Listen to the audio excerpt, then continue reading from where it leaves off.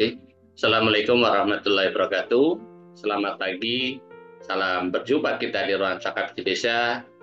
Kita makin cakap, desa makin mantap. Saya Imanuddin, host ruang cakap di desa. Pada hari ini kita akan membahas materi yaitu perencanaan pembangunan eh, berkelanjutan di desa, yaitu pada episode 343 dengan narasumber beliau Bapak Ivan Fikar Musta, Kepala Kemendesa MPPI, Kemendesa Pembangunan Daerah Tertinggal dan Transmigrasi. Dan saya ucapkan selamat sehat dan salam berkarya untuk kerabat desa desa. Kami mengucapkan terima kasih kepada para kerabat desa desa yang hadir di pagi hari ini, baik di Zoom atau di YouTube pada channel BPI Kemendesa dan Desa Institute. Nah, ini ada beberapa hal yang sangat menarik. Kita ketahui pada saat-saat pada momen di bulan-bulan Juli ini adalah sudah pada masa di tahapan pertama, yaitu perencanaan RKPDes. Nah, dari mulai Juli, Agustus sampai September. Dan untuk itu kami hadir akan membersamai seluruh kerabat SD Desa. Dan ini adalah bagaimana sih sebetulnya kita akan mengimplementasikan hasil pendataan SD Desa ataupun hasil data-data yang lain yang menunjang dalam perencanaan pembangunan desa. Dan untuk itu kami hadir akan berbicara tentang implementasi perencanaan pembangunan desa untuk masuk di desa maju gitu ya. Karena kita ketahui bahwa sesuai dengan data capaian IDM itu ada desa mandiri, desa maju, desa berkembang gitu ya. Dan ini menjadi bagian yang terpenting bagi kita, dan tentunya nanti akan bergabung, kita tunggu bersama-sama beliau Pak Ivan Agusta, karena beliau akan memberikan tips-tipsnya gitu ya. Untuk itu saya mohon izin kepada seluruh rekan-rekan kerabat desa bahwa dalam mengimplementasikan pembangunan kelanjutan atau sustainable development goal di tingkat desa ini memerlukan beberapa pendekatan yang terencana dan terintegrasi. Nah, terencana dan terintegrasi. Kalau namanya terencana berarti ada sesuatu data yang sangat konstruktif yang mana itu harus diintegrasikan. Nah, dalam hal ini di bagian ini adalah kita bicara untuk status desanya adalah desa maju gitu ya. Ada beberapa langkah yang bisa kita ambil ya. Mohon izin saya share screen kan gitu ya.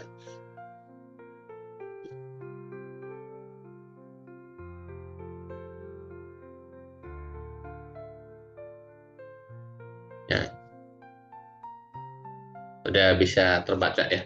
Nah, ini adalah hal-hal ataupun berikut beberapa langkah yang bisa diambil untuk memastikan bahwa perencanaan pembangunan desa sesuai dengan prinsip-prinsip SDGs gitu ya. Karena di sini sangat menarik sekali gitu ya. Kita sudah mempunyai data, tetapi manakala kita tidak bisa mengimplementasikan, maka hal yang harus kita lakukan adalah sesegera gitu ya, mengintegrasikan data-data tersebut ya. Bagaimana caranya dalam di desa, yaitu satu, pemahaman dan sosialisasi SDGs gitu ya. Kita lakukan edukasi dan pelatihan, yaitu berikan pemahaman yang mendalam tentang SDGs ya kepada masyarakat desa, pemangku kepentingan dan pejabat desa. Nah, kita ketahui kalau kita setiap satu tahun itu kan 2 kali gitu ya, adanya modes penetapan capaian di desa. Nah, tentu di sini bagian bagaimana kita sebagai pendamping itu menginformasikan gitu ya hasil-hasil pemutaran data SDGs desa dalam hasil dari inputting data yang dilakukan oleh enumerator gitu ya. Nah, pelatihan ini harus mencakup prinsip dasar SDGs serta bagaimana implementasinya dapat menguntungkan desa. Yang kedua adanya workshop dan diskusi ya. Bentuknya sekarang macam itu ya, ada diskusi kelompok dan lainnya. Nah, saya bicara tentang workshop dan diskusi. Selenggarakan workshop dan diskusi dengan berbagai pihak di desa untuk mendalami setiap tujuan SDGs dan relevansinya dengan kebutuhan lokal. Kita kan sering ya, kita bicara tentang pemenangan desa, maka kita semangat gitu kan. Desa pasti semangat karena kita bicara tentang sebuah relevansinya dengan kebutuhan lokal gitu ya. Nah, selanjutnya adanya dua pemetaan kebutuhan dan sumber daya. Di sini adalah kita analisis kebutuhannya, yaitu lakukan analisis kebutuhan desa untuk mengidentifikasi masalah dan potensi yang ada. Gitu. Nah, kita punya di IDM ada sebuah rekomendasi, begitu juga di SDGs kita ada sebuah rekomendasi yang bisa dilihat oleh admin desa di dashboardnya, gitu ya. Nah, data ini akan membantu dalam menentukan prioritas pembangunan yang sejalan dengan SDGs. Yang kedua adalah inventarisasi sumber daya, identifikasi sumber daya yang tersedia di desa, termasuk sumber daya alam, manusia, dan keuangan. Yang sering menjadi permasalahan biasanya adalah sumber dari budgeting keuangan gitu, tapi itu tidak menjadi hal yang begitu monoton, karena di dalam prinsip pentahelix itu ada ada sebuah sumbangsih gitu ya dari filantropi atau para pelaku bisnis di desa gitu. Yang ketiga adalah penentuan prioritas dan rencana aksi. Penyusunan rencana aksi ini berdasarkan analisis kebutuhan sumber daya, susun rencana aksi yang mencakup tujuan-tujuan SDGs yang relevan. Misalnya jika ada kebutuhan untuk meningkatkan kesehatan, maka fokusnya pada SDGs ketiga, yaitu kesehatan dan kesejahteraan. Nah, kita buka-buka gitu ya. Kita sebagai pendamping tentunya akan lebih piawai bagaimana mengkomunikasikan itu hasil-hasil tersebut. Dengan merencanakan program-program kesehatan. Nah, berikutnya adalah integrasi SDGs. Pastikan bahwa setiap rencana aksi atau proyek yang direncanakan mencakup elemen-elemen dari SDGs. Gitu. Misalnya proyek infrastruktur, di sini tidak hanya harus fokus pada pembangunan fisik, tetapi juga mempertimbangkan dampak sosial dan lingkungan. Kita ketahui kalau namanya perencanaan pembangunan berkelanjutan itu tidak hanya sebuah perencanaan, proses, terus output, tetapi harus bicara tentang outcome dan impact-nya, yaitu dampak gitu. Selanjutnya adalah adanya keterlibatan masyarakat. Kita sering menggaungkan adanya inklusif ya, tetapi manakala ini ada sebuah data, tentunya adalah keterlibatan masyarakat itu menjadi hal yang positif. Nah, di sini adalah partisipasi aktif, yaitu melibatkan masyarakat dalam proses perencanaan dan pengambilan keputusan. Nah, paling kencang itu kan diawali dari keterlibatan semua lembaga, contohnya adalah di dalam penyusunan tim RKP desa gitu ya. Di situ ada tim 9, tim 11 gitu ya. Nah, tentunya akan mencakup sumber daya manusia yang ada di desa tersebut. Nah, partisipasi aktif ini dapat memastikan bahwa rencana pembangunan memenuhi kebutuhan nyata masyarakat dan mendapatkan dukungan luas. Nah, karena kita dalam sebuah perencanaan itu harus diutamakan adanya inklusif gitu. Berikutnya adalah forum diskusi, yaitu bentuk forum atau kelompok kerja yang melibatkan perangkat desa, tokoh masyarakat, dan pemangku kepentingan lainnya untuk memberikan masukan dan umpan balik. Makanya kenapa dalam proses perencanaan pembangunan, yaitu RKP itu begitu panjang waktunya itu kan. Dari mulai pembentukan tim, terus di bulan yang pertama yaitu bulan Juli kita sudah mulai mengumpulkan data-data gitu ya, data dari SMBM, itu data strategi daerah gitu ya, mungkin data dari jaring aspirasi masyarakat yang diperoleh dari lembaga, misalnya dari BPD gitu ya, dari lembaga desa yang lainnya, ada BUMDes, ada PKK gitu. Nah, berikutnya yang kelima adalah implementasi dan pemantauan. Di sini adanya pelaksanaan program, maka implementasikan rencana aksi sesuai dengan jadwal yang telah ditetapkan. Pastikan semua kegiatan dilakukan sesuai dengan prinsip SDGs. Berikutnya adalah pemantauan dan evaluasi. Lakukan pemantauan dan evaluasi secara berkala untuk menilai kemajuan dan dampak dari implementasi rencana. Gunakan indikator yang relevan untuk mengukur capaian SDGs. Nah, yang keenam adanya kolaborasi dan kemitraan. Kemitraan lokal gitu ya, bangun kemitraan dengan organisasi lokal, lembaga, pemerintah, dan sektor swasta untuk mendukung pelaksanaan rencana. Nah, ini saya juga terima kasih kemarin kami di Banyumas gitu ya, telah dilibatkan dalam kegiatan FGD bersama dengan LPPM, yaitu Riset Institutnya dari Fakultas Hukum dan Sosial Politik di Universitas Dinda Sudirman. Terima kasih Universitas Dinda Sudirman telah membersamai kami di Kabupaten Banyumas untuk membangun 331 desa dan kelurahan.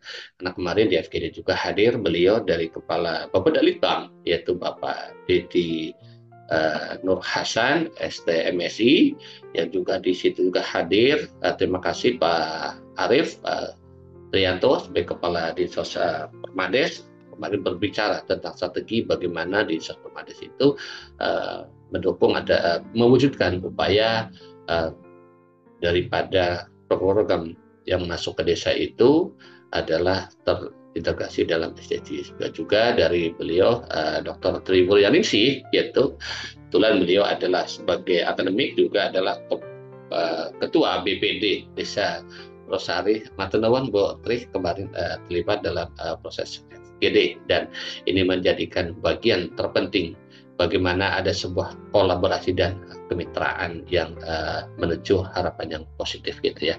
Nah, berikutnya adalah sumber daya eksternal, yaitu manfaatkan dukungan dari donor, lembaga internasional atau lembaga swadaya masyarakat yang memiliki program yang sesuai dengan SDGs. Nah, ini ada kemarin kita juga membedah. Terima kasih untuk teman-teman para pendamping desa di tingkat kecamatan ataupun kemarin ada PLD yang terlibat di dalam FGD, dan salam hormat untuk rekan saya Mas Indra yang bersama-sama kemarin hadir. Ternyata kita telah menerapkan prinsip-prinsip dari SDGs, tinggal kita mengkonstruksikan dalam sebuah perencanaan yang terstruktur, sistematis dan masif gitu. Nah, di sini sumber daya eksternal adalah manfaatkan dukungan dari donor, lembaga internasional atau lembaga swadaya masyarakat yang memiliki program yang sesuai dengan SDGs. Nah, contohnya kemarin kami membedah ada di desa mana kemarin ada beberapa yang dicatat gitu ya. Tentunya di desa Kutasari, Kecamatan Raden, waktu saya masih di sana adalah dari filantropi, yaitu beliau adalah pengusaha travel gitu ya. Nah, beliau itu memberikan fasilitas mobil kepada pemerintah desa dalam masyarakat desa Kutasari. Apabila menggunakan itu dipersilakan adalah untuk kebutuhan kesehatan, biasanya kan butuh hal-hal yang urgent gitu ya. Nah, itu beliau itu mempersilakan. Ini kan bentuk-bentuk daripada sumber daya eksternal, yaitu kemitraan lokal. Nah, yang ketujuh adalah pengelolaan sumber daya dan keuangan. Perencanaan anggaran, yaitu rencananya anggaran dengan cermat untuk mendukung implementasi gitu ya proyek yang berhubungan dengan SDGs. Nah, pendanaan berkelanjutan, cari sumber pendanaan yang berkelanjutan, termasuk melalui program pemerintah, baik internasional ataupun model pembiayaan komunitas. Ini kan kita misalnya ada CSR gitu ya. Nah, komunikasi dan pelaporan, transparansi, komunikasikan rencana kemajuan dan hasil implementasi kepada masyarakat secara terbuka, transparansi penting untuk membangun kepercayaan, dan karena ini ada sebuah trust gitu ya. Karena dalam sebuah masyarakat trust itu menjadi hal yang mutlak gitu ya.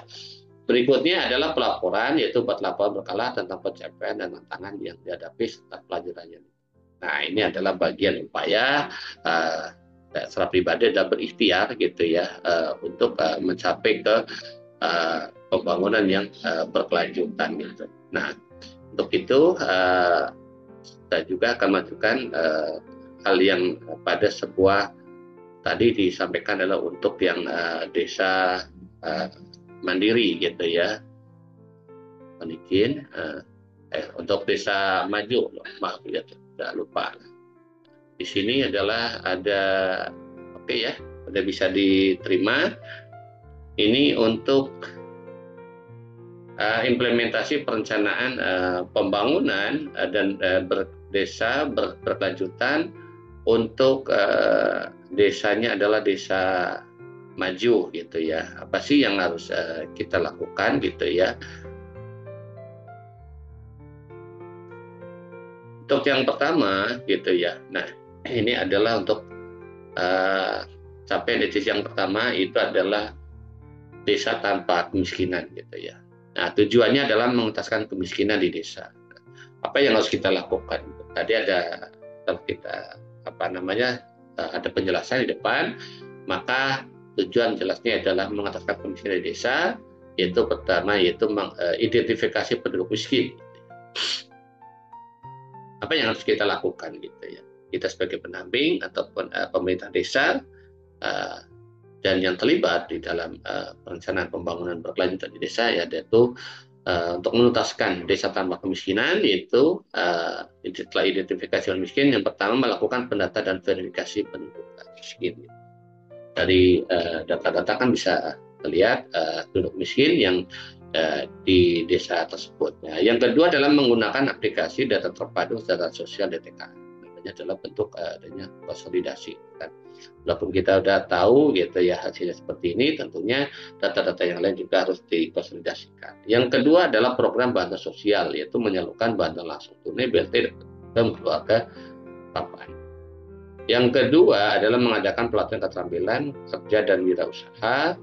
Untuk yang C adalah peningkatan akses layanan dasar, yaitu memperbaiki infrastruktur dasar seperti jalan, air bersih, dan listrik.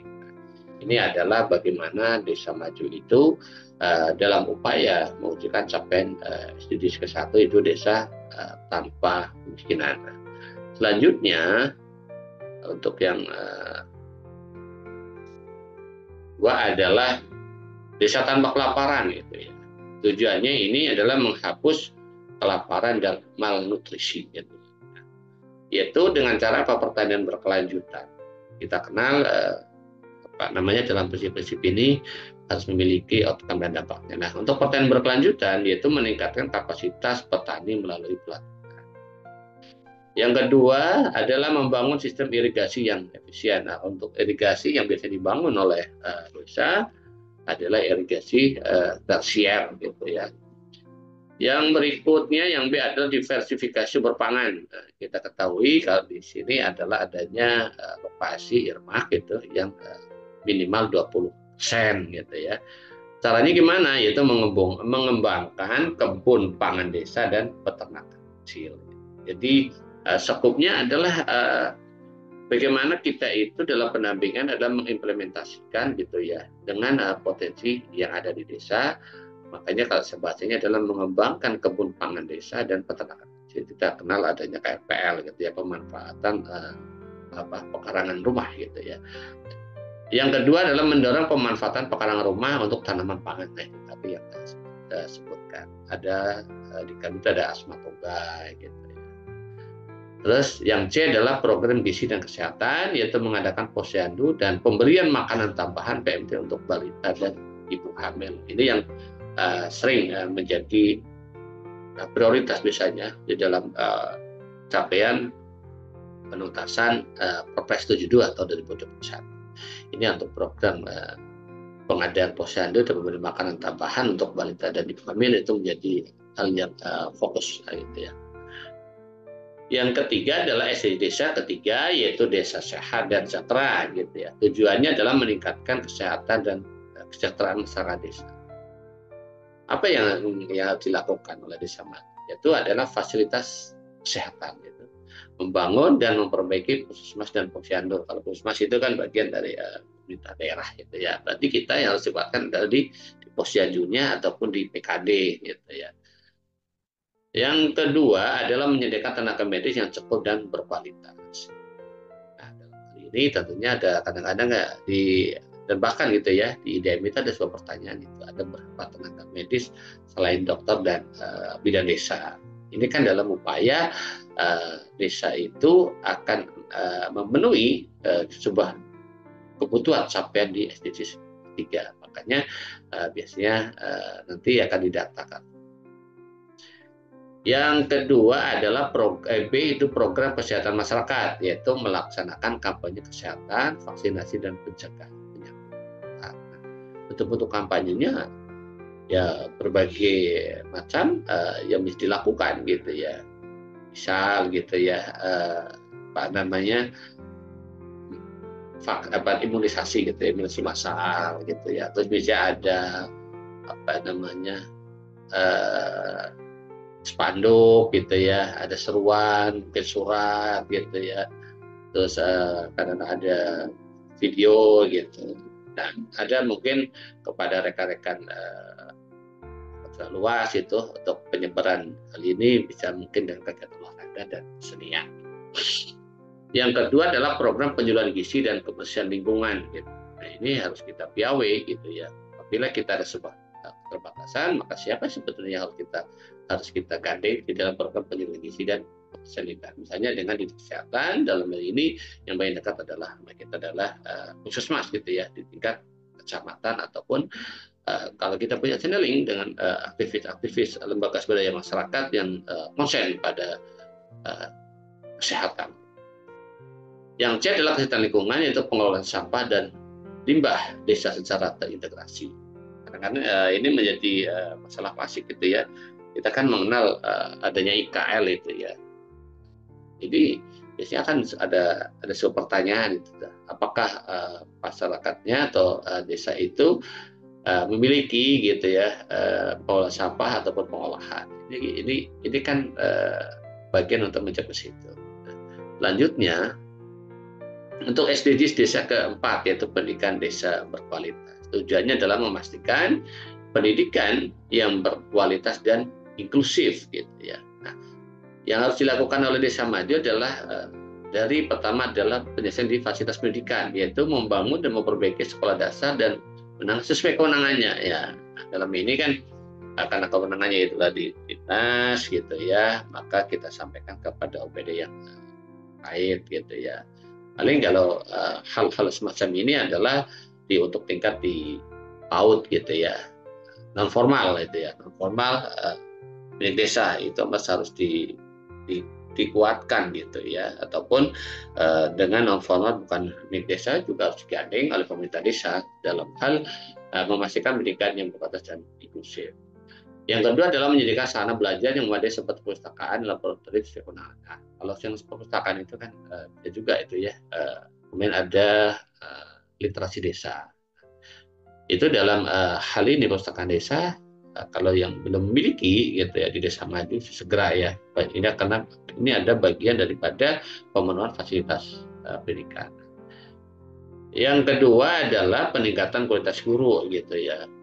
Mengadakan pelatihan dan workshop untuk peningkatan kapasitas guru, memberikan insentif bagi guru demonstrasi. Ini kan desa punya pendidikan non formal bukan milik desa, makanya ada hal yang harus ditingkatkan dari peningkatan guru gitu ya. Kenapa di PAUD itu pun ada stratanya gitu kan, tidak hanya PAUD saja gitu. Yang berikutnya adalah program pendidikan inklusif, yaitu meningkatkan akses pendidikan bagi anak-anak yang berkebutuhan khusus. Dan terima kasih kemarin ada beberapa wilayah di Indonesia yang oleh Kemendes itu menjadi lokusnya untuk program pendidikan inklusif gitu ya. Yang kedua adalah program beasiswa untuk siswa berprestasi dan kurang mampu. Nah, ini kan sekali gitu ya untuk program beasiswa dan siswa berprestasi dan kurang mampu. Kenapa? Ini biasanya aksesibilitasnya itu ada saudara kita yang harusnya memiliki kesempatan yang sama karena ada keterbenturan gitu ya anggaran, maka ini harus hadir desa. Bagaimana warganya jangan sampai itu menjadi terputus sekolahnya. Yang kelima adalah SDGs-nya, yaitu keterlibatan perempuan desa. Tujuannya adalah mencapai kesetaraan gender dan pemberdayaan perempuan. Apa yang dilakukan yaitu adanya peningkatan partisipasi perempuan, yaitu melibatkan perempuan dalam pengambilan keputusan di tingkat desa. Kita kenal kita miliki ya, ada di BPD kita ada komposisi yang harus dipenuhi gitu ya, minimal itu 30% dari keanggotaan BPD itu adalah perempuan gitu ya. Itu juga ada forum anak gitu ya. Itu pun keterlibatan tidak hanya pada sisi PKK ataupun kader posyandu, tapi juga di kelembagaan RT RW. Yang kedua adalah mengadakan pelatihan kepemimpinan untuk perempuan. Yang berikutnya yang dilakukan oleh Desa Maju adalah pelindungan hak dan perempuan, yaitu menyediakan layanan konsultasi dan bantuan hukum untuk perempuan. Dan di sini harus ada sebuah keterlibatan, misalnya di dalam pelatihan gitu ya, siapa sih atau apa sih materi yang tepat gitu ya, karena ini adalah menjadi hak daripada perempuan untuk mengetahui gitu ya dalam desa menuju sebuah upaya capaian kesetaraan gender dan pemuda perempuan. Yang kedua, mengadakan kampanye anti kekerasan terhadap perempuan gitu ya. Kampanye itu kan tidak mesti harus yang kita lihat gitu ya, harus berbau massa ke satu tempat. Kampanye ini tentunya bentuk-bentuk yang lebih positif, lebih edukatif dan efisien. Misalnya kampanyenya itu ada bimbingan ataupun ada sosialisasi gitu ya terhadap perempuan di desa. Yang ketiga, ada program ekonomi perempuan, yaitu mendorong usaha mikro dan kecil yang dikelola oleh, ada di waktu berapa tuh ya, 4 ya, di PKK itu kan juga ada itu kan, tentang UKM. Nah, yang kedua ada program kredit usaha rakyat kur bagi perempuan wirausaha. Yang keenam adalah SDGs desa. Keenam itu desa layak air bersih dan sanitasi. Nah, tujuannya adalah memastikan akses air bersih dan sanitasi yang layak. Ini menjadi menarik. Kalau di ketersediaan air bersih, biasanya itu program dari Dinas Perkebunan ada Papsimas itu ya, biasanya itu harus mencakup sekian rumah gitu ya, sekian ratus rumah. Tetapi kalau di dinas kesehatan itu adalah satu rumah harus terlayani satu layanan gitu. Jadi bukan hitungannya itu kelompok komunal gitu yang seperti tadi yang sebutkan. Jadi kalau rumahnya ada 10, berarti yang 10 rumahnya itu harus terlayani air bersih langsung gitu. Hal-hal yang harus dilakukan oleh Desa Maju adalah pengelolaan air bersih, yaitu membangun dan memperbaiki instalasi air bersih desa. Nah, ini rekan-rekan kita, pendamping harus bisa menginventarisir apakah di desa itu layanan air bersih terhadap rumah itu sudah terpenuhi atau belum. Yang kedua adalah mendorong penggunaan teknologi ramah lingkungan untuk pengolahan air. Nanti kita bisa menggunakan dengan kalau dinas itu di ALH ataupun di Puskesmas itu dengan ahli sanitasi lingkungan gitu ya. Yang kedua adalah sanitasi yang layak, yaitu membangun jamban sehat dan fasilitas MCK, mandi cuci kakus yang memadai. Yang kedua adalah mengadakan kampanye sanitasi dan kebersihan lingkungan. Kalau kita bicara tentang sanitasi yang layak, karena apa? Ini bagian dari upaya di Perpres 72 tahun 2021, yaitu intervensi sensitif gitu ya. Yang ketiga ada edukasi sanitasi, yaitu program penyuluhan tentang pentingnya sanitasi dan kebersihan. Yaitu kalau itu di Banyumas ada ODF gitu ya, biar buang hajat tidak sembarangan. Itu biasanya sekian capaian itu akan mendapatkan sertifikasi dari pemerintah. Tentunya ini tidak hanya berhenti pada mendapatkan sertifikat, tetapi harus keberlanjutan, dikontrol, masyarakatnya betul-betul patuh pada program penyuluhan tentang sanitasi dan kebersihan. Yang ketujuh adalah berenergi bersih dan terbarukan. Ya. Tujuannya memastikan akses energi yang bersih dan terbarukan, yaitu pertama itu pengembangan energi terbarukan, yaitu mengembangkan penggunaan energi surya, mikrohidro, dan biogas. Nah, kita punya bahan baku gitu ya. Nah, coba misalnya yang biogas gitu ya, yang peternakan itu tidak hanya kita desa itu menyediakan mungkin ada kandang komunal, tetapi di situ harus ada tindak lanjutnya. Ini kotorannya mau gimana gitu kan? Apakah bisa dimanfaatkan untuk hal lain? Oh, ternyata bisa untuk biogas gitu ya. Ini yang kedua adalah melakukan penelitian dan pembangunan untuk teknologi baru. Yang B itu efisiensi energi. yaitu mendorong penggunaan alat hemat energi di rumah tangga dan fasilitas umum. Nah, itu tadi dengan adanya bahan baku, kotoran ataupun mungkin sampah organik yang diolah oleh pemerintah desa ataupun oleh masyarakat gitu ya, nanti bisa dimanfaatkan untuk energi baru yaitu biogas. Nah, yang kedua, program edukasi tentang efisiensi energi yaitu akses listrik untuk semua. Nah, ini di IDM juga ditanya gitu kan, berapa jumlah rumah yang ada di desa gitu, berapa yang sudah terlayani akses listrik gitu kan, itu PLN atau non PLN gitu. Caranya sistem untuk semua yaitu menyediakan akses listrik bagi seluruh rumah tangga yang ada di desa.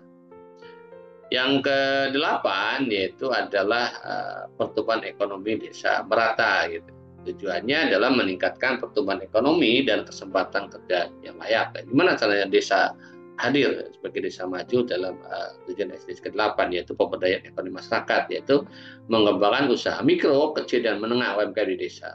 Nah, ini kan perlu adanya diversifikasi desa itu mengungkit gitu ya, mengungkit potensi ekonomi yang ada di desa.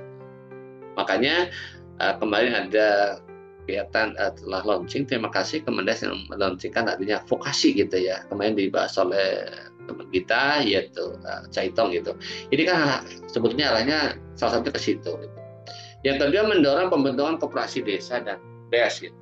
Nah, kita desa itu didorong untuk mendirikan BUMDes yaitu badan usaha milik desa gitu. Yang kedua, adanya pelatihan keterampilan, yaitu mengadakan pelatihan keterampilan dan wirausaha untuk pemuda dan dewasa. Jadi kalau pelatihan keterampilan untuk pengembangan ekonomi, karena kita pada posisi saat ini adalah dengan media maya, maka biasanya akan ditanya gitu, misalnya kalau masyarakat apakah sudah mulai menggunakan fasilitas elektronik yang ada gitu ya. Misalnya kita kan ada marketplace gitu ya, apakah kita bisa masuk ke sana, ada e-katalog dan lainnya gitu. Yang kedua adalah program magang dan kerjasama dengan industri lokal. Nah, ini yang sering kadang-kadang kita semua dalam proses-proses peran yang pendamping kita di desa itu hadir gitu ya, biasanya kan ada hadir kegiatan usaha atau bisnis yang dimiliki oleh warga masyarakatnya ataupun dari pihak luar warga itu tapi memiliki tempat bisnis di desa itu. Nah, ini kan harus di-channelkan. Sebetulnya standarnya apa sih gitu ya. Nah, sehingga standar ini nanti bisa kita dalam proses edukasinya itu apa sih kebutuhan tenaga kerjanya. Skillnya seperti apa? Nah, desa pada saat itu dibutuhkan, maka tenaga kerja yang akan diserap adalah tenaga kerja. Pengembangan pariwisata desa, itu mengembangkan potensi pariwisata desa seperti ekowisata dan wisata budaya. Dan ini kami di Kecamatan Batik Raja juga ada sebuah desa yaitu Desa Karanganyar gitu ya. Ya desanya itu sama-sama gitu ya dengan kami adalah dalam proses pengembangan potensi pariwisata desa. Karena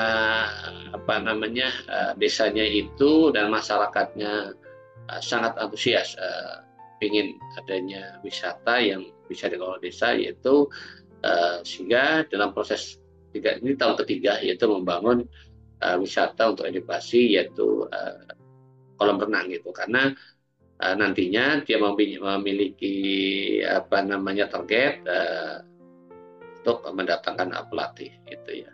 Nah, di situ pun dikembangkan juga untuk wisata yang lain karena itu berada di tengah-tengah sawah dan juga di lembah dari bukit gitu. Dan di depan itu ada wisata yang setiap 5 menit sekali itu laju rel kereta api, dan ini asik gitu. Nah, karena desa ya harus dibangkitkan ke arah view-nya gitu ya. Kalau wisata itu view-nya clue-nya itu kemana gitu. Yang kedua adalah meningkatkan sarana dan prasarana pendukung pariwisata. Ini kan hal yang sangat gitu ya. namanya dalam desain-desain untuk meningkatkan pertumbuhan ekonomi desa yang merata itu dengan adanya program vokasi ini sangat-sangat bagus banget gitu ya. Hingga kita para pendamping itu akan lebih lebih fokus lagi gitu ya pada apa sih yang dibutuhkan oleh masyarakat gitu ya. Apa sih yang dibutuhkan oleh warga masyarakat atau desa, sehingga di desa itu semua ada gitu ya. Dan tidak usah jauh-jauh, karena dengan adanya di desa itu terungkit gitu ya apa yang menjadi kebutuhannya, maka akan mudah dalam membangun kemajuan kemandirian desa. Yang kesembilan adalah isi desa, yaitu inovasi dan infrastruktur desa. Tujuannya adalah meningkatkan inovasi dan infrastruktur yang mendukung pembangunan desa. Ya. Kalau di desa itu kan personal desa itu ada jembatan sama jalan gitu ya. Maka harus ke arah sana gitu ya. Apa sih yang menjadi kebutuhan dalam pembangunan desa? Oh, ternyata butuh jalan. Untuk bangun itu butuh jalan. Oh, kita nyeberangin sebuah sungai ataupun jurang, tapi maka akan dihubungkan dengan sebuah jembatan. Nah, di desa maju itu sudah larinya ke pengembangan infrastruktur dasar, yaitu pembangunan dan perbaikan jalan desa, jembatan dan sarana transport lainnya. Yang kedua adalah pembangunan fasilitas publik seperti balai desa, toko atau pertokoan dan pasar desa. Memang bagusnya di DW itu kan sering ditanya itu kan, apakah desa memiliki pertokoan pasar desa gitu? Kalau tidak adalah apakah desa terdapat pertokoan gitu ya. Kita ketahui kalau pertokoan itu ya 10 toko berjejer itu sudah pertokoan. Gitu. Kalaupun masyarakatnya itu belum menghadiri itu, desa bisa hadir gitu ya, dan bangun toko atau toko untuk menyelesaikan hal ini. Gitu ya. Inovasi teknologi, yaitu mendorong penggunaan teknologi informasi dan komunikasi di desa. Salah satunya adalah adanya tata kelola keuangan berbasis online gitu ya. Sekarang seperti halnya untuk DPKS gitu, SDGs desa gitu. Mungkin nanti pelayanan ke publik orang tidak perlu hadir gitu ya, datang ke balai desa gitu ya, mungkin dari jauh itu bisa membuat dengan aplikasi Android yang dibangun oleh desa. Yang kedua adalah pengembangan aplikasi desa pintar atau smart village. Dan Kemendes telah masuk ke dalam bagian ini. Dan tentu dalam pengembangan ini adalah sesuai dengan desa. Kita bisa apa sih yang bisa dilakukan? Contohnya adalah misalnya penduduknya itu wilayahnya luas dan penduduknya itu tersebar di beberapa wilayah yang mungkin kalau untuk berkumpul agak susah gitu ya, ataupun akan terkendala gitu. Ini bisa dibangun sebuah komunikasi, misalnya Musdes menggunakan Zoom gitu. Ini kan bagian upaya pemerintah desa untuk hal inovasi teknologi. Yang berikutnya adalah dukungan untuk riset dan pembangunan edukasi sanitasi gitu ya, yaitu program penelitian dan pengembangan untuk inovasi lokal dan kerjasama dengan perguruan tinggi lembaga. Ini pernah saya lakukan itu bareng dengan Fakultas Biologi UNSUD untuk desa Rempoah, yaitu karena desa itu mengolah sampah gitu ya, diantaranya adalah menghasilkan sampah organiknya yang susah terurai. Itu adalah kami menjadi jaring dengan Fakultas Biologi UNSUD gitu. Ini adalah untuk hal-hal untuk dukungan riset dan pembangunan edukasi sanitasi gitu ya. Terus selanjutnya adalah SDGs yang ke-10 adalah desa tanpa kesenjangan, yaitu tujuannya adalah mengurangi kesenjangan sosial dan ekonomi di desa.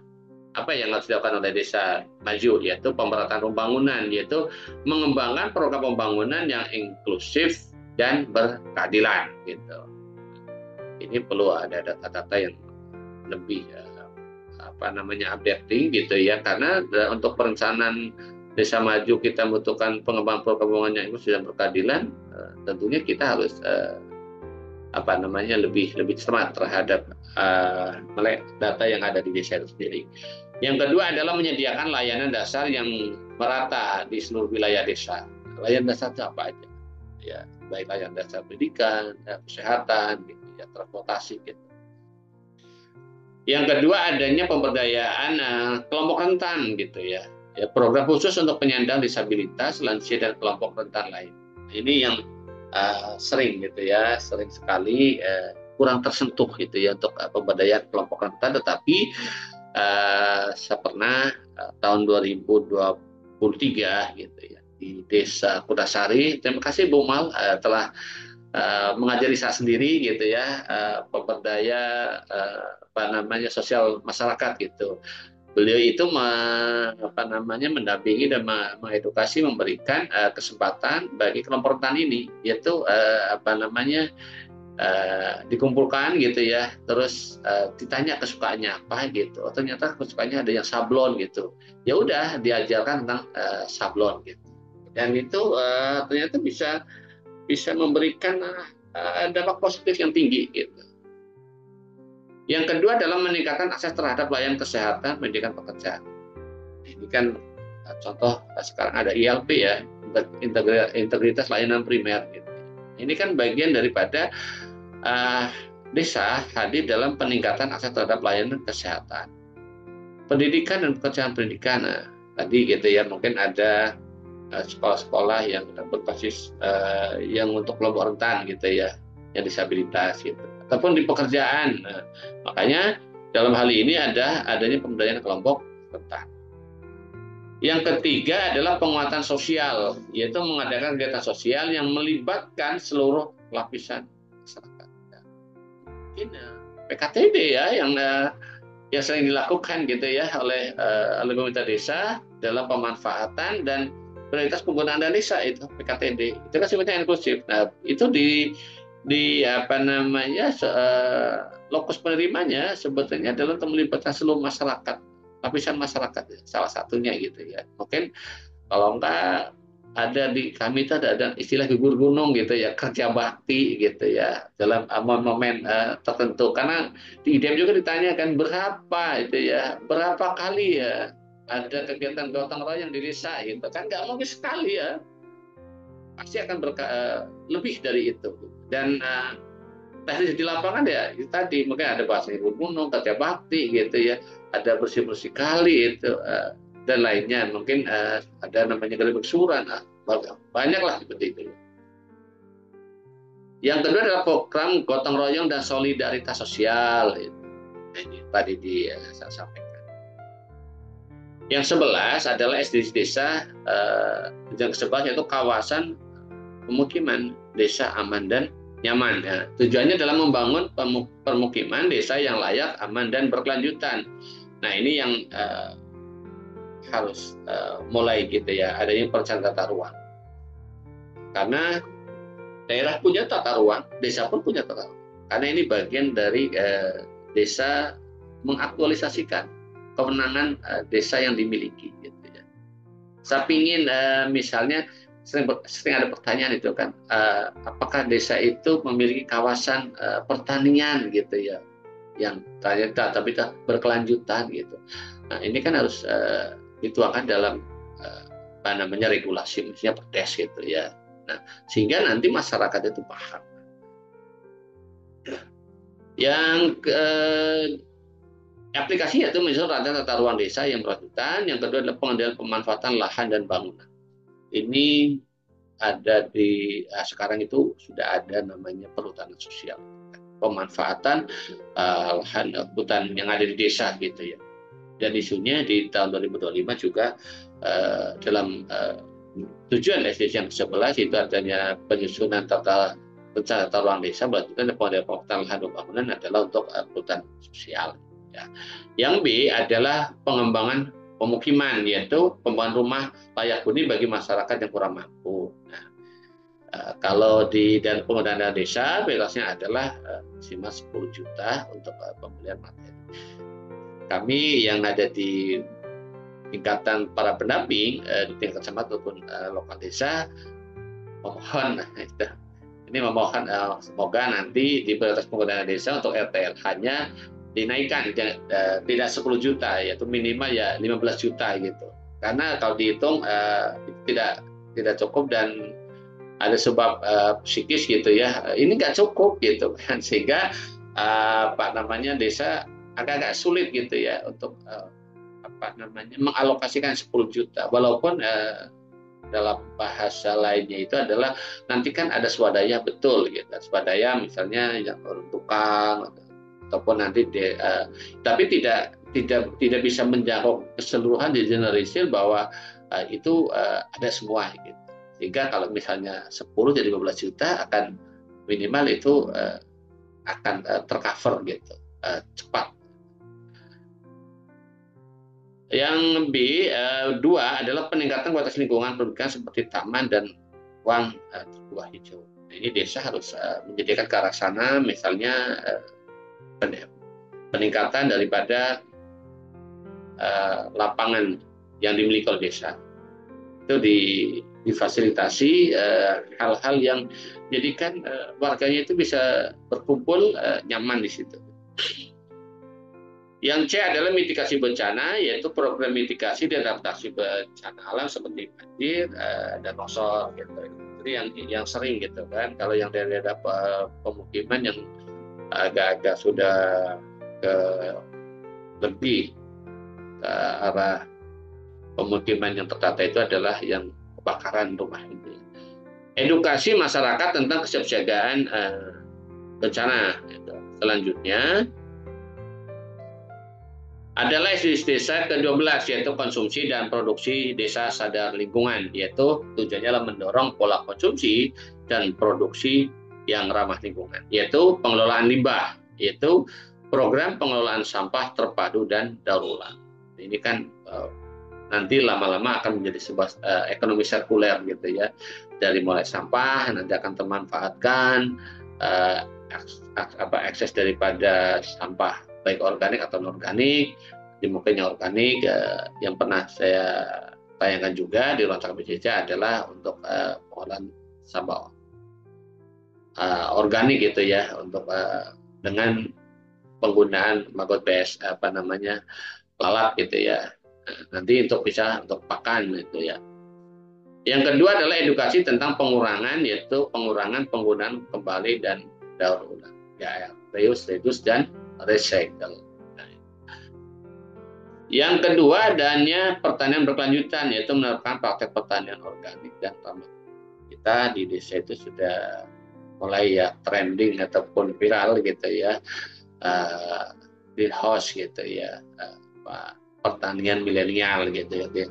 Itu lahannya pun tertutupi gitu ya. Kan apa? Ya inilah fenomena-fenomena yang sekarang gitu. Mungkin dengan yang daerahnya rawa gitu ya, itu pertaniannya sudah menggunakan blok-blok yang bisa terapung gitu ya, nanti ditanami bibit padi ataupun yang lainnya. Nah, ternyata itu adalah bagian bagaimana pertanian berkelanjutan hadir di desa.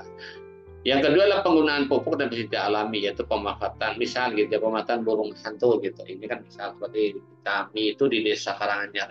Karanganyar dalam pemanfaatan ketahanan pangan 20%.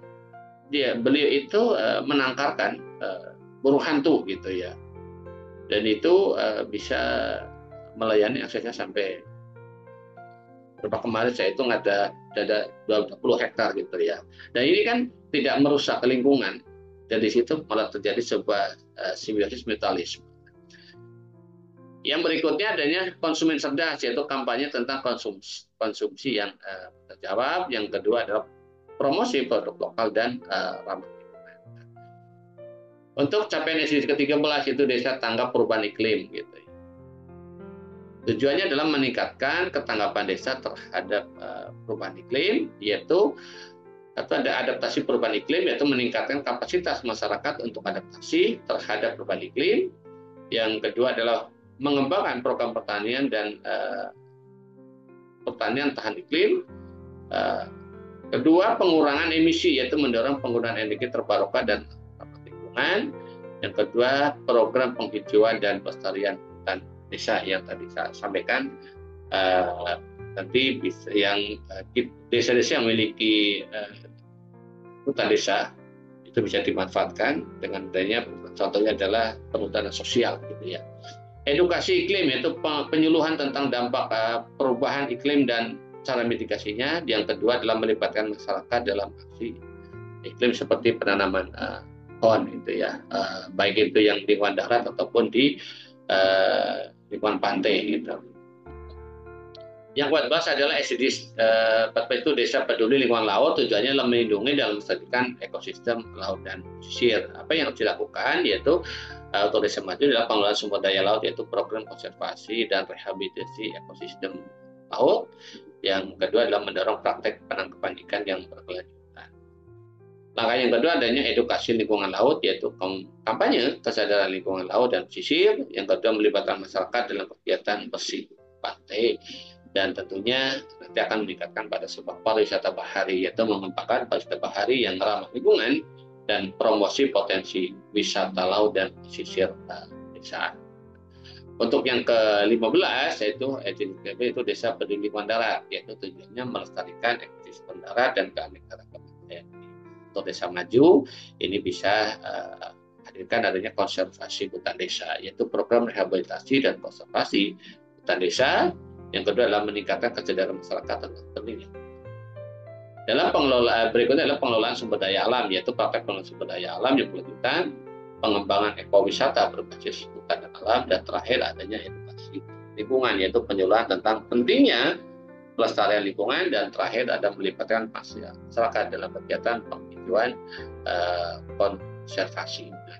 Untuk yang ke-16 itu Desa Damai dan Pengadilan, yaitu tujuannya adalah menciptakan desa yang damai, inklusif dan pengadilan, yaitu bisa dilakukan dengan penguatan hukum dan keadilan, yaitu penyuluhan hukum dan bantuan hukum bagi masyarakat. Maka kami kemarin di desa-desa di Kecamatan Batik Raja itu mengadakan penyuluhan hukum bagi masyarakat. Itu kita harus apa sih yang ada di masyarakat gitu. Kemarin itu ada misalnya akses sosial, itu ada waris gitu ya, terus bagaimana cara kita menyelesaikan perselisihan, ya ada konflik di masyarakat gitu ya, karena narasumbernya kemarin yang di Batik Raja itu adalah dari Polresta Banyumas dan Kejaksaan Negeri Banyumas, dan di situ terjadi sebuah interaksi, oh ternyata ini bagian bagaimana desa itu memfasilitasi kebutuhan masyarakat dalam capaian desa damai dan berkeadilan. Nah, yang B adalah partisipasi masyarakat, yaitu melibatkan masyarakat dalam proses pengambilan keputusan. Contohnya adalah di Musdes gitu ya, baik itu Musdes penetapan BRTDD, Musdes RKPDes, Musdes pembentukan tim RKP gitu ya. Nah, yang kedua adalah program transparansi dan akuntabilitas pemerintah desa. Kita yang kita kenal yang sudah jalan itu adanya infografis setiap infografis BPDes. Gitu. Yang C adalah keamanan desa, yaitu program keamanan desa seperti ronda amalan dan patroli keamanan, gitu, meningkatkan koordinasi dengan aparat penegak hukum. Ini biasanya kalau di DM itu ditanya, apakah pernah terjadi konflik di masyarakat gitu ya. Nah, ini kan dalam upaya menjawab hak sana. Gitu. Selanjutnya ini ada yang ke-17 yaitu SDGs, yaitu kemitraan untuk pembangunan desa. Kenapa kemitraan ini? Kalau kita bicara tentang peta helik pembangunan, baik itu government gitu ya, komunitas atau masyarakat gitu ya, akademik gitu ya, filantropi gitu ya, para pengusaha bisnis, dan tentunya ada media gitu ya. Nah, media ini penting, makanya 5 hal tersebut itu harus dibawa ke desa gitu ya.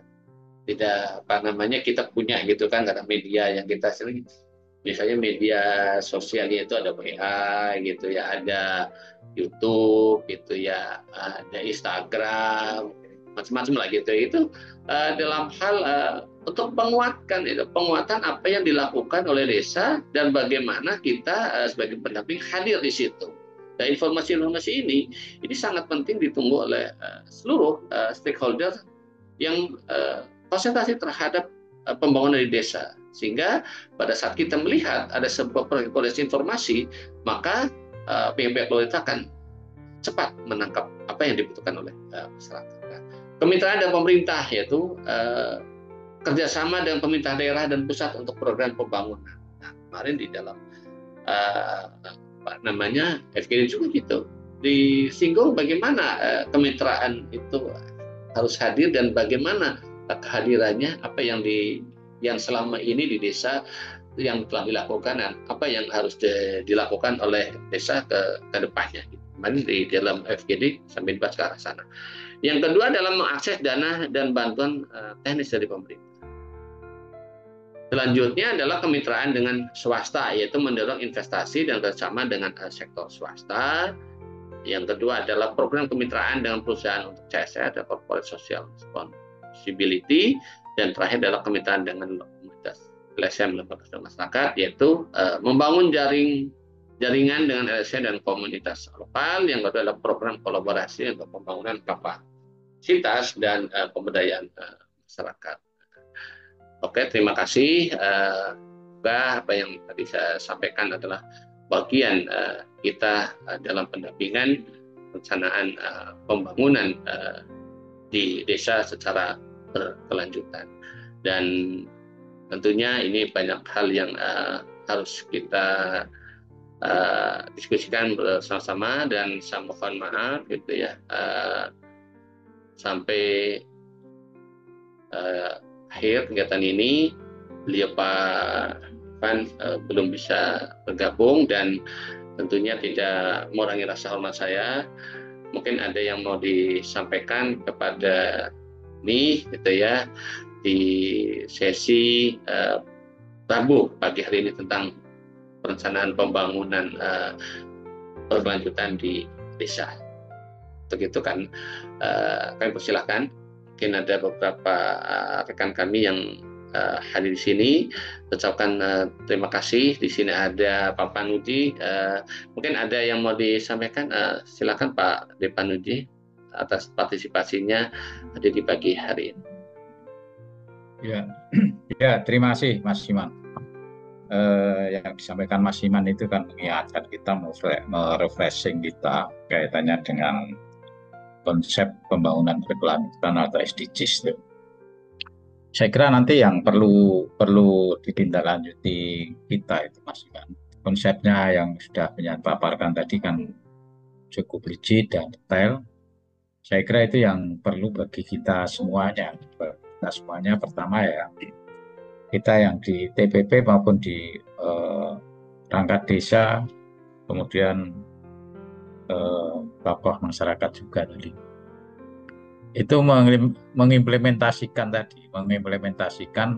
kalau memang ya mungkin ini juga otokritik juga yang kaitannya dengan aplikasi dashboard SDG. Saya kira itu ketika memang ada problem juga segera dibenahi. Mungkin kalau servernya kurang ya tambah atau apa yang. Kemudian saya kira konsep ini bisa diterapkan apabila memang masing-masing stakeholder itu memahami dan menyadari, dan itu dijadikan sebuah masuk ke arah kebijakan masing-masing level itu. Kalau itu yang di pemerintah, umpamanya di tingkat desa ya berarti harus masuk ke RPJMDes, RKPDes, dan APBDes sampai pelaksanaan. Kemudian tadi kaitannya dengan kemitraan tadi, ya kita harus ya tadi pentahelix tadi, kita memang harus melakukan kemitraan konkret ke seluruh stakeholder. Saya yakin dari akademis, dari NGO, dari pihak swasta, dari pihak peduli, termasuk dari warga masyarakat sendiri gitu loh. Ini saya kira yang perlu katalah bagaimana implementasinya di lapangan. Saya yakin rekan-rekan mungkin juga sebagian sudah melakukan tadi yang disampaikan Mas Iman, contoh-contoh yang sudah dinilai. Ini saya kira bagaimana kita nanti di wilayah kita harus kita implementasikan. Yang pertama ya tadi arah kebijakan dari masing-masing pemerintah. Jangan sampai selama ini SDGs itu yang bergelut itu hanya hanya TPP. Nah, ini juga harus pemerintah desa. Kemudian jangan hanya yang tahu SDGs itu dalam arti SDGs desa. OPD mah nggak tahu. Ini kan nggak lucu. Kalau OPD nggak tahu kan nggak lucu. Kenapa? Karena sasarannya itu nanti semuanya kan ke masyarakat desa kalau yang di desa. Saya kira kalau masing-masing OPD juga paham, kemudian ya berkomitmen tadi masuk ke arah kebijakannya di OPD itu ya apa yang diharapkan dari target SDGs itu akan konkret. Tapi kalau tidak, ya itu masih sebatas sebuah konsep kalau itu sudah didata ya data, tapi nggak ada sebuah katalah follow up-nya. Nah, ini yang menurut saya adalah perlu follow up-nya di arah kebijakan masing-masing pemerintah levelnya desa, kabupaten, provinsi, dan bagaimana mensinergiskan ini yang kadang-kadang sulit ini Mas Iman, yang mensinergiskan atau mengkolaborasikan ini kan mudah diomongkan tapi nggak mudah dilaksanakan karena tadi masing-masing OPD juga punya ego sektoral sendiri, pengen menampilkan dirinya. Tapi substansi kaitannya dengan apa yang ditargetkan dari tujuan-tujuan pembangunan tadi, SDGs tadi, itu hanya sekedar formalitas kalau itu enggak anu. Tapi kalau itu memang betul-betul sadari dan targetnya itu fokus dan masuk ke arah kebijakan masing-masing OPD ya, saya kira lambat laun akan apa itu terwujud itu akan tujuan pembangunan berkelanjutan dari sampai katalah satu yaitu desa tanpa kemiskinan sampai katalah yang terakhir yang 17 kalau dulu ya sampai 18 itu akan bisa lambat laun bisa tercapai. Tapi kalau enggak ya akhirnya pasti berkutik ini aja. Nah ini monggo nanti harapan kami suatu saat juga dikasih peran lah. OPD itu suruh ngomong SDGs desa, minimal OPD katanya dinas PMD. Kira-kira seperti apa? Biar nanti juga nggak tahu juga itu. Atau yang lain, OPD yang lain ini yang sudah respect itu, saya kira biar itu nanti sebagai adalah komitmen ketika dia ngomong itu kan pasti nanti ketika ya seperti di Boyolali kan itu nanti akan kami tanyakan juga itu karena saya walaupun sekarang bukan secara administrasi bukan orang Boyolali tapi saya kerabat kami banyak di sana. Nah itu juga akan kami pantau. Itu Mas Iman. Saya kira yang perlu ditindaklanjuti ke depannya adalah implementasinya untuk kita semua ini Mas Iman. Karena ini tidak bisa hanya katalah tatarannya konsep tapi harus ada implementasinya dan itu harus didukung stakeholder. Itu Mas Iman catatan kami.